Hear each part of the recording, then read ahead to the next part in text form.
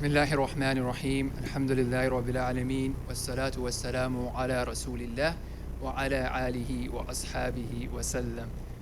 Assalamu alaikum wa rahmatullahi wa barakatuhu. Okay, so let me start with something important for you guys. You guys know about the price of Apple AirPods? It's going around $200. So just wondering, how much would you buy this from me? Like, would you buy it for $100?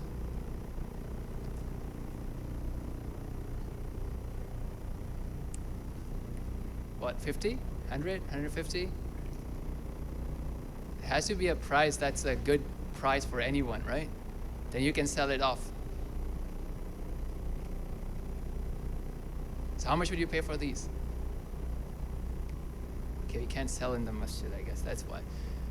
But the point is, look, whatever price you would pay for me outside, the key point to remember is that, is this what it looks like? Is this what it looks like? So if I open it, it's actually empty, right? So I could have shown you a brand new iPad box or a Surface Pro box and say, hey, you know what, how much would you buy it for, right? So these were empty, I'm putting them back in. The key thing is that something may look very shiny and attractive, but can be very empty from inside. It's important that not to let the shininess and the glitter deceive us. I have some other examples to bring the point home. When I was in high school, I had a lot of class fellows who were doing amazing in math and physics. They would ace like all throughout their high school, right? So you can imagine from grade 1 all the way up to grade 12, they had amazing grades in math and physics and other science subjects. But when we went to university, a majority of those actually failed the first year university math course. So what do you think could have gone wrong? Like years of training, right? Each year they're making like acing the math, acing physics, acing science, and but as soon as you hit university, boom, you can't just keep up and you fail. So there's a key thing there. The ingredient that was missing from their studies was that the way that high school studies were structured is that you can actually ace the exam without understanding the key concepts of math. So they were just memorizing things, they were practicing questions, and they were able to ace it. But they did not have the understanding that was required to be able to continue their studies in university. The reason I'm saying this is related to the second pillar of Islam. So what's the second pillar of Islam? Okay, I don't want to be teaching the pillars of Islam, right? So second pillar of Islam, Daniel, is what? Can you come closer, Daniel? So we can pick on you. What's the second pillar of Islam? Salah, right? So basically, anyone who is praying, Allah Subhanao wa Ta'ala would be praising that person, right or wrong? But if you look at Quran, Allah Subhanahu wa Ta'ala actually rebukes people who are praying. Can you give me an example? Right, so Surah Al-Ma'un, فَوَيْلٌ لِلْمُصَلِّينَ الَّذِينَ هُمْ عَنْ صَلَاتِهِمْ سَاهُونَ. So the people who are praying, but they are actually heedless in their prayers. So Allah Subhanahu wa Ta'ala is saying that woe to those people. Right, it's a big destruction for such people who are actually praying, but they are heedless of those prayers. Any other verses? So Allah Subhanahu wa Ta'ala says, إِنَّ الْمُنَافِقِينَ يُخَادِعُونَ اللَّهَ وَهُوَ خَادِعُهُمْ وَإِذَا قَامُوا إِلَى الصَّلَاةِ قَامُوا كُسَالَى يراءون الناس ولا يذكرون الله إلا قليلا.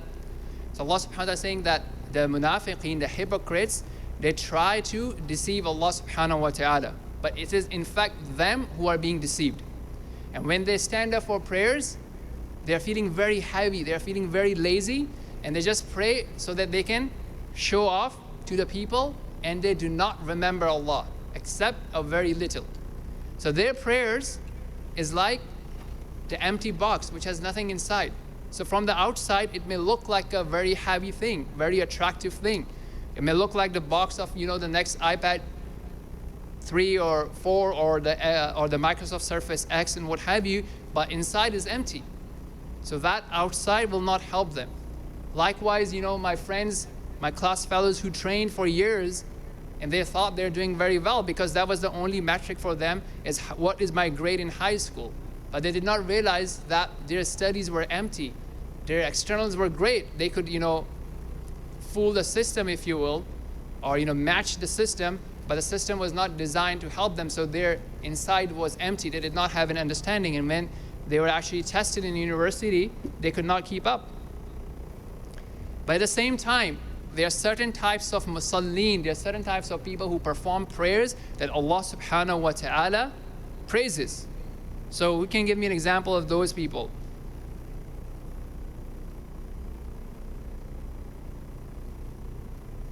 So Allah says, قَدْ أَفْلَحَ الْمُؤْمِنُونَ الَّذِينَ هُمْ فِي صَلَاتِهِمْ خَاشِعُونَ. The believers indeed are successful, and Allah is describing those believers as those who are in their salah, in their prayers, they're humble, they have khushu'. So the key point, my brothers and sisters, is to realize that something from the outside may be very attractive. It may look like very important, but inside is empty. And one may be deceived seeing that they have those external features, but when they actually are tested, they realize that there's no progress, there's no reward, there's no benefit because the inside was empty. So this is something very important to remember. Now, we have a narration in which Hudhayfa radiallahu anhu says that the first thing you will lose of your religion will be khushu'. The first thing that will be lost will be khushu'. And the last thing you will lose of your religion will be the salah. And it is well possible that there is no good in a person who prays. And soon will come a time when you shall enter a large masjid and not see a single person with khushu'. So this is a great warning. That's something we should be thinking about. So yes, it's a very important thing for us to think that how many prayers am I actually praying? How many of them am I actually praying in the masjid? But another very important question is, what is inside my prayer? Are they empty? Are they just like a shiny box without any content inside? Or are they actually, well and solid and full from inside as well? So this is something very important for us to start thinking about. Now, something related to that is a lot of time, when people are upset or sad or feeling, not great, and they are told that, brother or sister, go read Quran and, go and pray. So we have to be balanced, right? So yes, obviously there's certain times where you need medical assistance, and we're not saying that, okay, don't go towards that. But at the same time, some people make fun and ridicule and belittle these advices.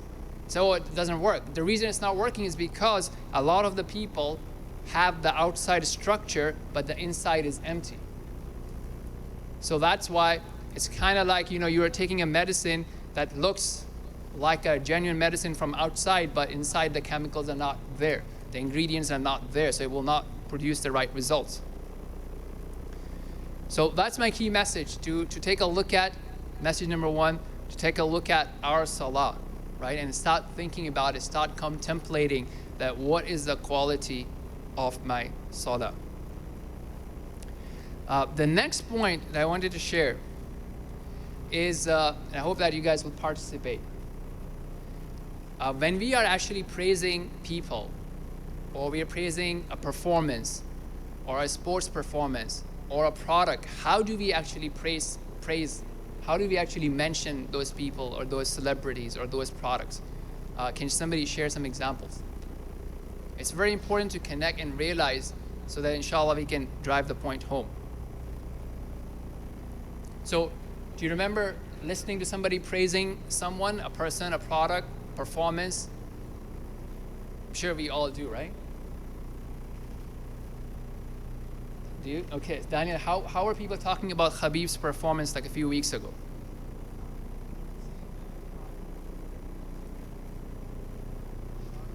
Sharp, okay. Okay, and would they go into details like, how he came out of that lock and what he did and what worked, what did not work, any great things that happened? Okay, good. So I'll come back to other examples. So when you listen to those things, what happens? How do you feel?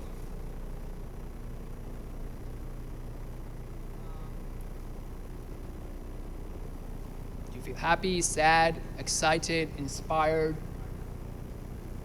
How?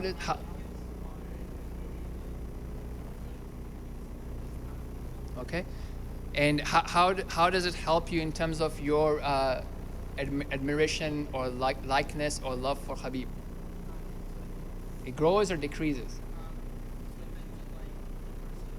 You tend to like the person more. Okay, good. Okay.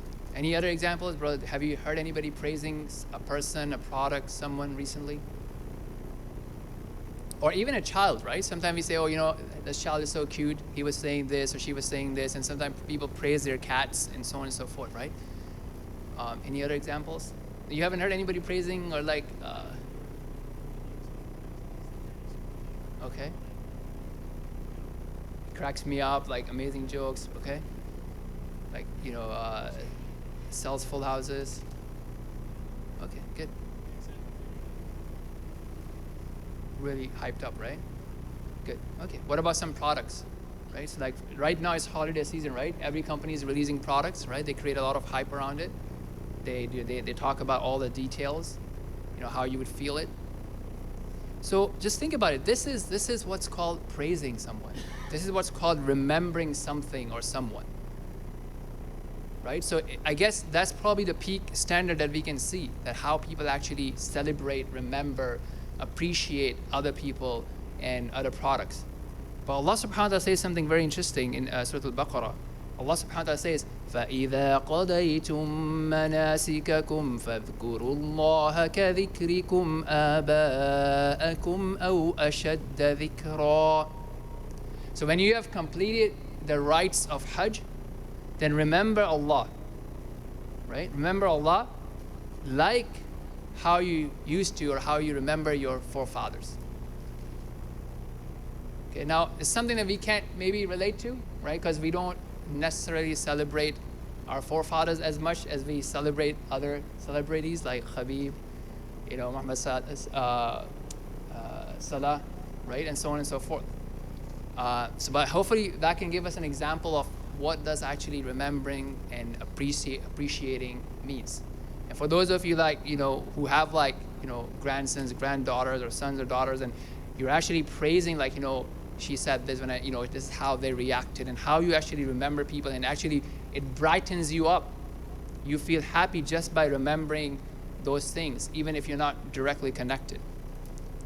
So this is something very important to remember, that how much do we actually remember Allah, and what is the quality of that remembrance? Especially if we compared to the type of remembrance that we give for other people and other products and performances and so on and so forth. Something really important to think about. And sometimes you can also connect a performance, a product, an invention, a medicine, because the true creator of everything is Allah Subhanahu wa ta'ala. All ability is by Allah Subhanahu wa ta'ala. All ideas are inspired by Allah Subhanahu wa ta'ala. So even if you take a look at any medicine or any scientific discovery, who is the one who facilitated that discovery? So we see a lot of people experimenting, and if you look at the science, you would see that a lot of people stumble upon ideas and results and theories just by accident. Allah just made it happen. They were chasing something else, they put something in place, they came back, they saw something else. And one thing led to the other, and then, wow, you have an amazing discovery, but Allah Subhanahu wa ta'ala facilitated that. So this is the key idea, brothers and sisters, that we need to start focusing on two key questions. And one is the remembrance of Allah Subhanahu wa ta'ala. How much do we remember Allah, and what is the quality of that remembrance?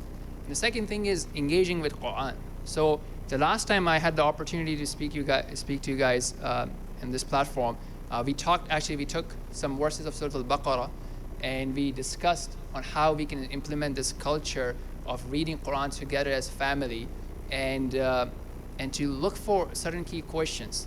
Some of the questions were, what is this verse telling me about Allah? What do I learn or am I reminded of about Allah from this verse? What are the type of people that Allah praises? What are the type of people that Allah loves? What qualities should I aspire for? Is there any promise of Allah in this verse? So we did that together. And the idea was for us to take it home and really start a habit and practice of reading Quran and contemplating and discussing it as a family on a regular basis. So today what I want to do is do something similar, inshallah, with Salah, right? Because this is what we started talking about, that our Salah can be empty. So we need to start thinking and reflecting that when I come in and when I start my Salah, how should it condition my mindset? How should it condition my heart? What message can I take back from Salah? So it's very important. If you really think about it, we just prayed Maghrib, or you came for Jumu'ah or Fajr, so on and so forth. If we actually remember Allah? If we actually thought about remembering Allah, just like how we talked about the earlier examples of remembering other sports personalities or products and so on and so forth. So inshallah, that's what we will talk about today. The third message, right? The third message is an interesting thing. What do people say? That, look, find a job, get paid for something that's your hobby, right? That's a very famous narrative out there, right? Find a job, find a way to make money by doing what you actually love, so that your work, your job does not feel like a burden, right? So one of the greatest act of ibadah, one of the greatest act of worship for us is Salah. What if Salah becomes our hobby? Right? It becomes something that we actually enjoy, that experience. So right now, different people may have different experiences that they enjoy, right? And honestly, for some, it may be watching the fight, right?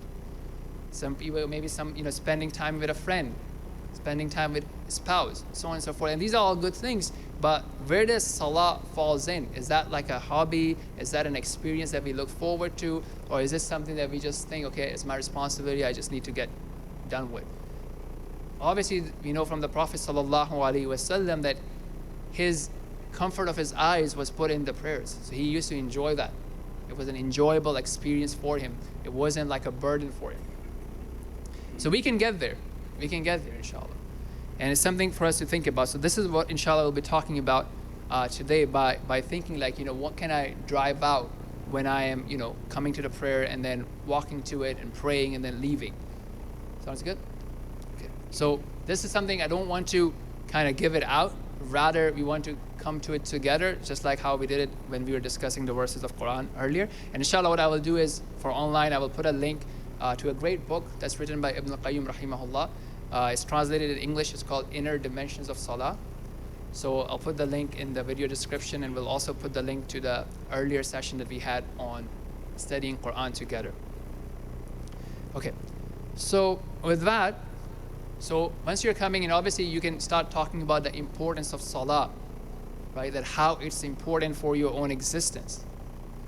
That, the first question that we will be asked about is about our prayers, and then so on and so forth. So that's our key objective. When we say I have my priorities for the day, I want to define success for my day, one of the things is that, did I pray? And what quality of prayers did I perform? So that's a key metric, key question for us to think about for each day. But if you take that away, and now we are focusing on the quality so that the Salah and the prayers are not empty, let's think about it, right? So you come in, you're facing Allah Subhanao wa Ta'ala, and you raise your hand and you say, Allahu Akbar. So what lessons can you drive from that? How can you condition your mind, your mindset, your perspective of life, your perception? How can you shape it? What messages can you get out of that just saying Allahu Akbar? Okay, so let's just think about it, so that we can inshallah condition ourselves to drive something out of it. Bismillah.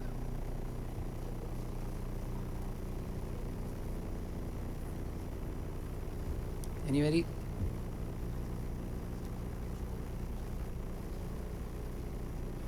Okay. But when you say Allahu Akbar, what does that mean, right? Allah is Great. Okay, greater than. So let's take some examples. So Allah is greater than, like what? Good.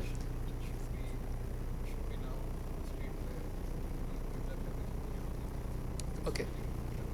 Fantastic. Good. Okay, so let's take some examples to make it more concrete, right? So what are some of the things that people have on their mind at any given point? Sorry? What the boss wants, okay? Right, so you may have certain things that are due that you have to deliver at work, okay? You may be going to your team meeting, a status meeting, and what am I going to report, right? If you are into sales, like, am I meeting my numbers or not, right? Okay, what else? Right, so let's have some examples, so hopefully, inshallah, we can go into better. So I think that's a good concrete example. Some people may be worried about their children, right? So they may not be listening, or they may be worried about, like, their environment and their friends, so on and so forth, right? Somebody may be, like, concerned about getting married. Somebody may be concerned about finding a job or a bill that they have to pay. Different things, right? Or even, like, something really basic, like, who's going to win the game tonight. And some people are really concerned about those things. But if you really think what really, really, really matters is that Allah Subhanahu wa Ta'ala is the greatest, right? How is He thinking about you is more important than how does your boss views you. Is more important than how does your children view you. Is more important than how does your how do your friends view you. So that's the thing. So whatever that concern is, you can then compare that. Look, for Allah, it's not a big deal. Allah can say kun fayakun, and it will be solved. Okay, so you do that, and then you start your salah, right? So what's the first thing you say? So let's say if we skip dua, the opening dua, what's the next thing that we say?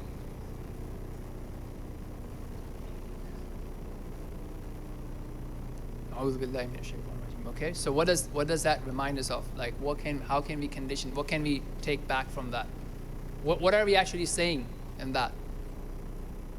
Is it a dua? Is it a statement? What is it? Can you guys get closer? All four of you, please come closer. It's just like 45 minutes. Let's come closer. So what are we saying with A'udhu Billahi Minash Shaitanir Rajim?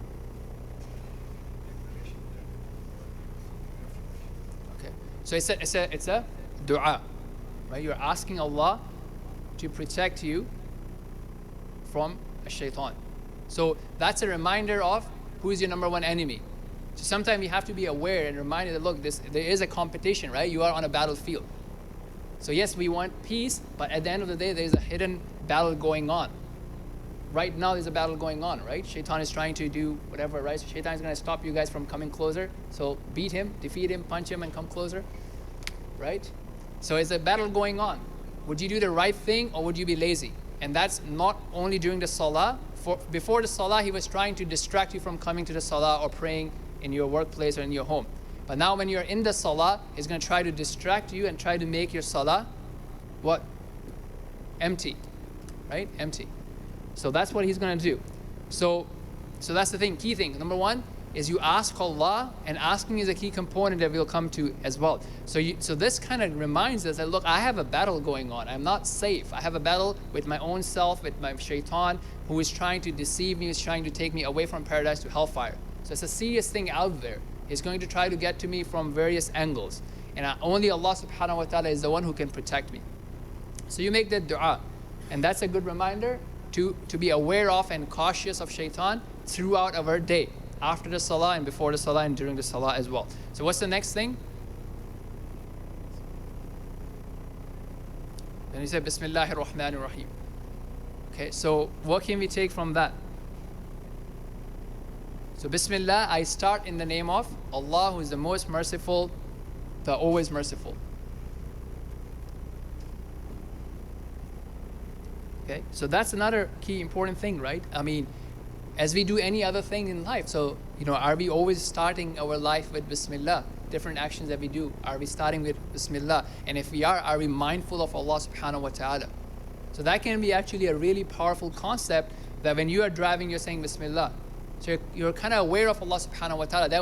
So let's say if you have a habit of playing music as soon as you get in the car and start driving, perhaps that will remind you of Allah Subhanahu wa Ta'ala, and you won't commit that sin. Right? Or you're trying to, let's say, apply for a job, remember that, look, whenever I'm applying, I'm doing something that Allah Subhanahu wa Ta'ala has encouraged me to do to seek my halal sustenance. And I'm going to say Bismillah, I'm going to send in my resume, do the email, do the online application, make a phone call. I'm doing my sales, I'm going to say Bismillah and do that. So I'm aware that Allah Subhanahu wa Ta'ala is the one whose pleasure is what I'm seeking.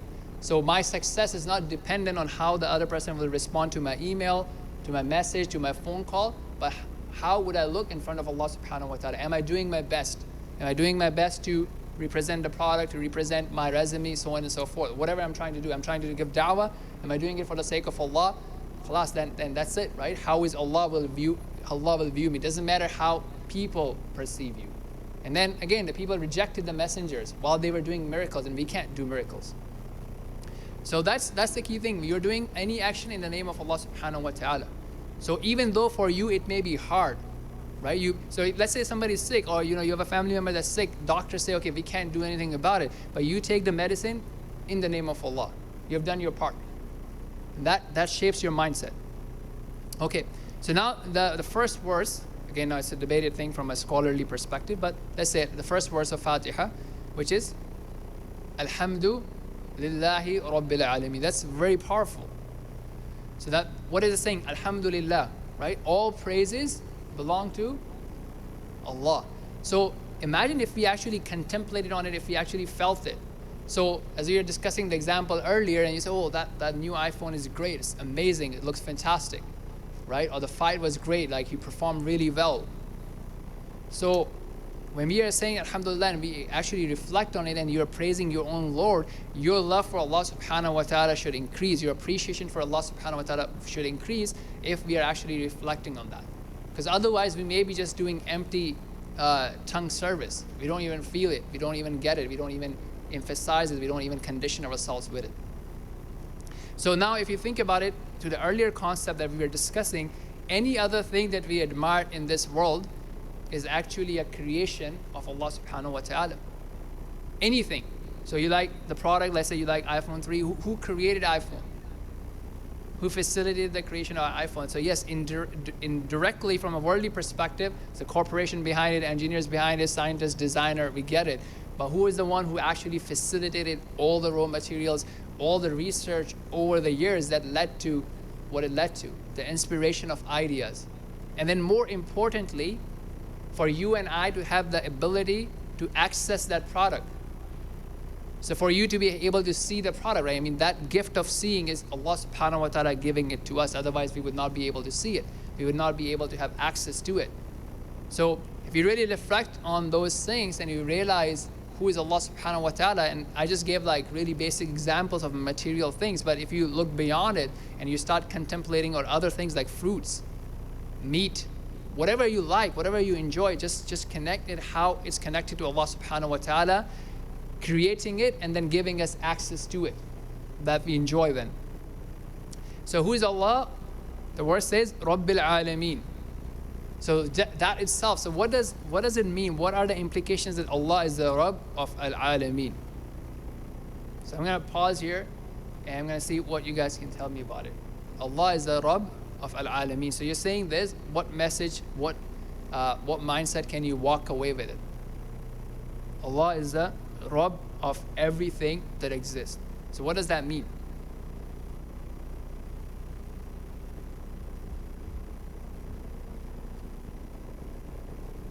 Allah is the creator, right? So that's included in Rabb.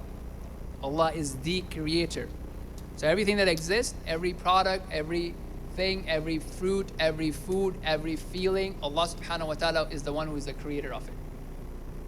And the next thing is, this is very important to remember. So whatever you want, remember that thing that we talked about earlier, whatever your concern is. So before the Salah, we said, okay, usually people are worried about a bunch of other things, okay? So who is the creator of solutions to those problems? So if you're looking for a job, which is you're looking for sustenance or success, so who is the creator of that thing that you're looking for? Allah, right? The next thing is, and that's included in the word Rabb. Next thing is, who is the owner of it? So a true owner is in the sense that you cannot have it until the owner wants you to have it. So it may be there, But so you may have some idea of what success is, some idea of what wealth is, some idea of what happiness is, but Allah is the owner of it. If He does not allow, you will not have it. So Allah Subhanahu wa Ta'ala is the owner in that sense, even though we trade in this world. But who is the true owner? Allah. And then the third component, or the third implication of the word Rabb, is that He is the one who is fully in charge of what happens to that thing or that creation. So let's take an example of this thing, right? So this mobile phone, obviously a company goes in, and corporation and researchers and designers, they create it. But as we understand that Allah is the true creator. Okay? And then once they have designed it, they actually sell it to you. So you give them some cash, or you swipe your card, and then you actually get the product. So from a worldly sense, now you possess it, you are the owner of it. But the true owner, again, is Allah Subhanahu wa Ta'ala, who actually facilitated it for you to use your card and get it. Now the third thing is, now once the product is there, the item is there, the only one that can actually protect it from any harm is Allah Subhanahu wa Ta'ala. So if somebody wants to steal it, they cannot steal it unless Allah Subhanahu wa Ta'ala allows that to happen for me. Okay? If I drop it, or if it does not drop, it's all in the control of Allah Subhanahu wa Ta'ala, and that applies to all things that exist. That Allah is the one who can grow that thing, who can take it away from you and give it to somebody else, or who can give you more of that. It all belongs in the hands of Allah Subhanahu wa Ta'ala. And when you at least remember this as you are praying and you walk away with this, your life, your perspective of life, it should change. You should realize who truly controls what we want. Yeah. No, again, it's up to you, right? So I mean, you could.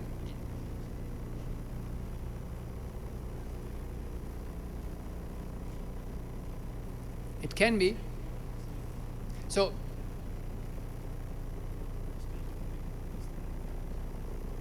Good. What you can make it, but what I'm saying is you can actually make it better than what it's today, right? So it could be a gradual improvement. And the more we are aware of Allah Subhanahu wa Ta'ala throughout the day, the better the quality of Salah is as well. So if you're spending, like say 10, my point is, like, even if you don't reflect at that level, but once you start thinking about it, the reminders become easy. It becomes easy because now you're aware of it. As long as you start paying attention to it, yeah, initially it may take some time because most of us are not familiar with what we are saying. So there's a language barrier, but as you know, that can be covered easily, right? That's probably one of them, and we do that, right? So for example, when we go to work, we learn a different technology, right? So we spend like hours learning any technology whenever we start work. Like, so even if you work at Tim Hortons, right? So you learn how they make coffee. It's something you have to learn the process.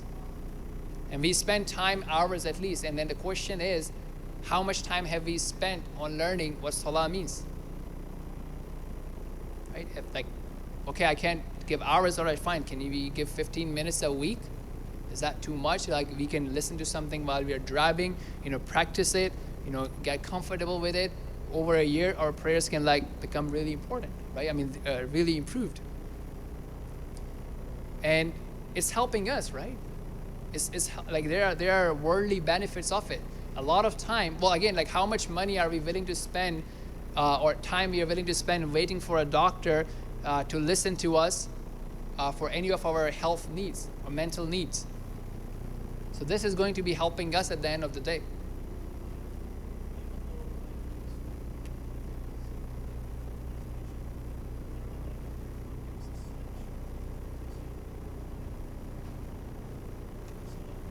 Good. Okay.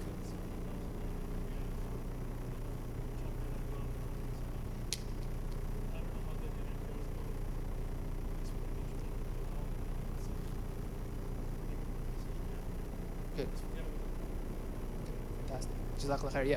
So that's a great point. So if you, I think, yeah. So if you, I would highly recommend reading the book that we were mentioning, because Ibn Qayyim rahimahullah, he talks about that in the beginning, right? So he talks about the condition of the heart, right? So there's a lot. Because there's a lot of conditioning that has happened over the years, right? And the essence of Tawheed that we have And that's that realization of simple thing that I was talking about, Alhamdulillah Rabbil Alameen, is because we keep forgetting, right? A lot of the time, even though we say La ilaha illallah, and that everything belongs to Allah Subhanahu wa Ta'ala, everything is by Allah's permission, nothing can happen without it, and we say La hawla wa la quwwata illa billah, which means that there's no power and ability to change except by Allah Subhanahu wa Ta'ala. It's not internalized in our heart. And part of that is because we don't think what we are saying.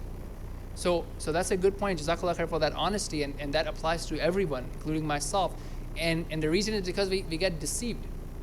Just like Shaitan kept doing it to Adam alayhi salam, that if you do that tree, you will get these things. Even though from a theoretical perspective, we realize that Allah Subhanahu wa Ta'ala is the one who can give us, and there's no success in disobeying Allah Subhanahu wa Ta'ala.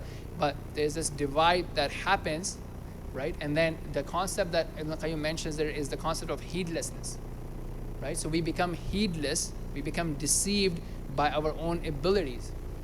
So think about it, right? So for example, whatever concern that you have, okay, so you have everybody has certain things that they want to do, right? And there's a bunch of ideas that people have. That, okay, I can do this, I'll do this, I'll do this, I'll do this, and I'll get to where I can get to.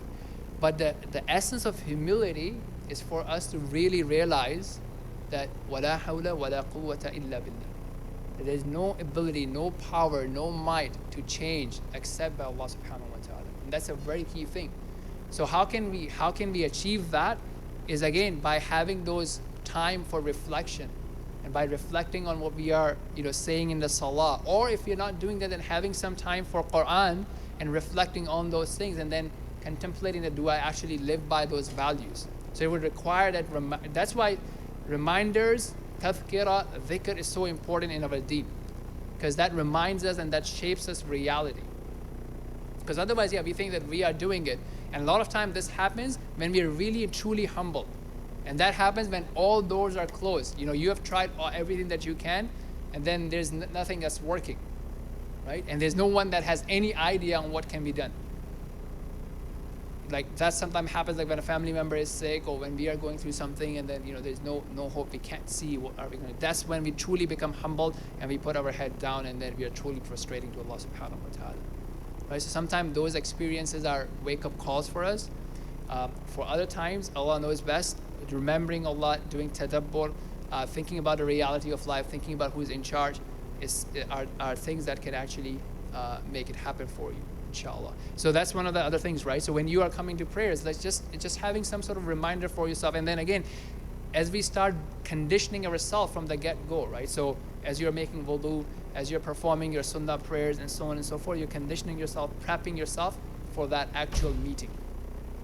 Because we realize that, look, if you have a meeting with a client, or you have a job interview, you are putting a lot of weight behind it, even though the chances of you getting a job sometime can be very, very small, right? So there's a brilliant job that's out there, you want it, or a big client that you want to go and sell your service or product to, and you have this meeting coming up. You will be preparing, what you will be saying, what kind of mindset you will be in, how focused you will be in, your body language, everything will be so perfect.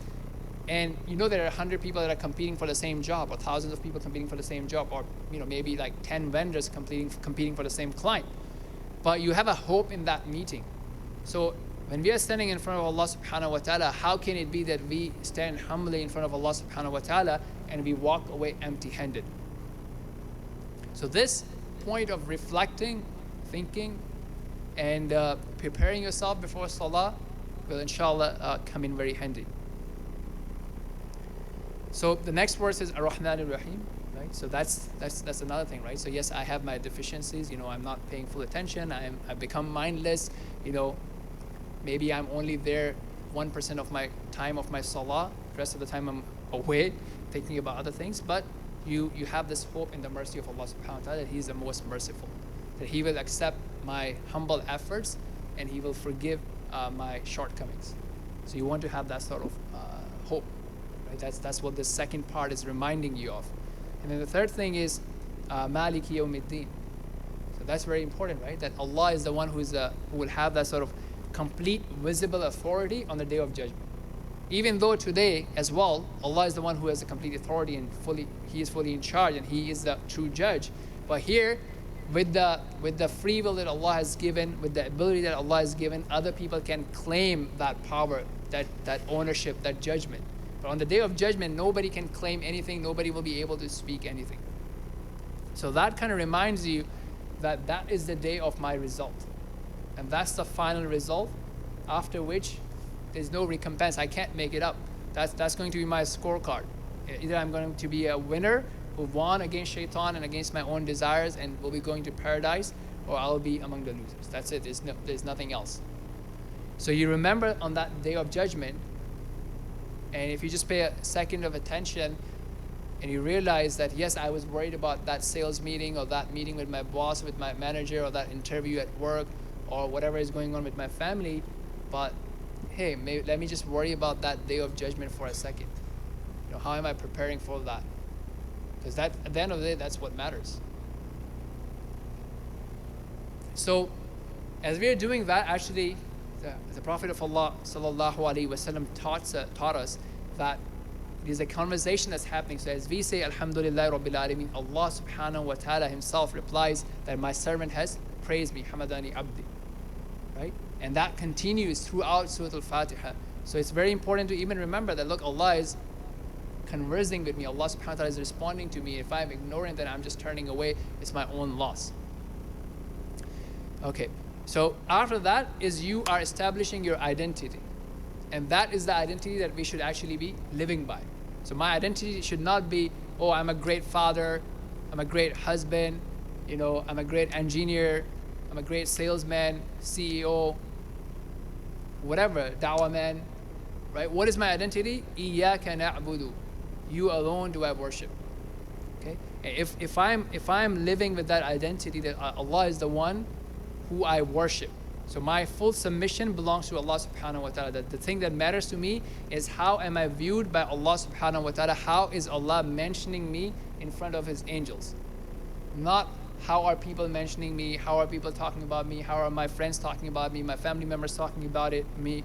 But true identity is that how am I viewed by Allah Subhanahu wa Ta'ala? And that would have obviously wider impact on my business as well, right? Because once you start thinking about it, you don't want to be lazy in your other obligations as well, right? You will be a disciplined person, you will be a hardworking person, you will be a person of excellence, right? Once you realize that. But your end goal, your basis, your foundation is the pleasure of Allah Subhanahu wa Ta'ala. So whatever gets you that, you will do that. You will strive for it. You would not be a lazy person.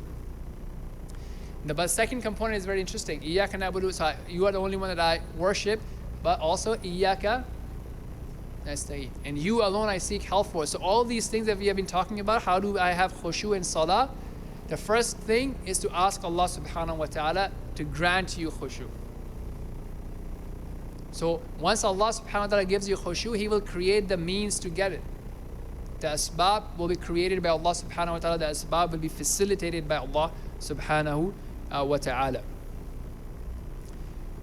So when we say this, Allah Subhanahu wa Ta'ala says, so when we say Maliki Yawmiddin, Allah Subhanahu wa Ta'ala says, this is for my servant, and my servant shall have what he asked for. And then we start asking, after Iyyaka na'budu wa Iyyaka nasta'een, Ihdina as-sirata al-mustaqim, sirata alladhina an'amta alayhim, ghayr al-maghdubi alayhim, walad dallin. So this is our key thing. Okay, Allah Subhanahu wa Ta'ala guide me to the straight path. And that includes everything. For me to realize my mistakes, for me to repent from my mistakes, for me to be focused in salah, for me to have a stronger faith, for me to rectify my actions, for me to remain guided, to remain steadfast on Islam. All those things, as well as we are saying it in plural. So we are asking the same thing for our community, our family, and so on and so forth. So that is my identity, that I am a worshipper of Allah, I am a servant of Allah, I am totally under the control of Allah Subhanahu wa Ta'ala, I'm humble under Allah Subhanahu wa Ta'ala, and that's what I'm seeking. And with that, now I'm asking for guidance on the straight path every day. So even just that asking can have like massive impact. As the Prophet ﷺ said, that make dua to Allah while you are certain of the ijabah, of the acceptance. And Allah does not respond to a dua of a ghafil heart, a heedless heart. So even us paying attention for that minute, and when we are making the dua to be present, would have huge impact in our lives and the lives of our families. That I'm asking about the guidance. I want to be the people that Allah has favored upon. I don't want to be from the people that Allah got angry with or the ones that were astray. So that dua itself is very important. So the question is that, are we actually paying attention when we are making that dua, or are we thinking about something else? So you can continue, and then again, if you recite some other parts of Quran, again, think about it. What am I learning from that piece? It's like, what are those verses telling me about Allah Subhanahu wa Ta'ala, the types of people that Allah likes, what Allah does not like, the qualities, what I should focus on, and so on and so forth. Then you move on, Allahu Akbar again, and now you're actually combining not only your words, but you're also doing different forms of worship by movement and positions. So you're actually bowing down, right? You're submitting yourself. So that helps you actually, as you physically submit yourself, you actually bow down, or you put yourself on the ground.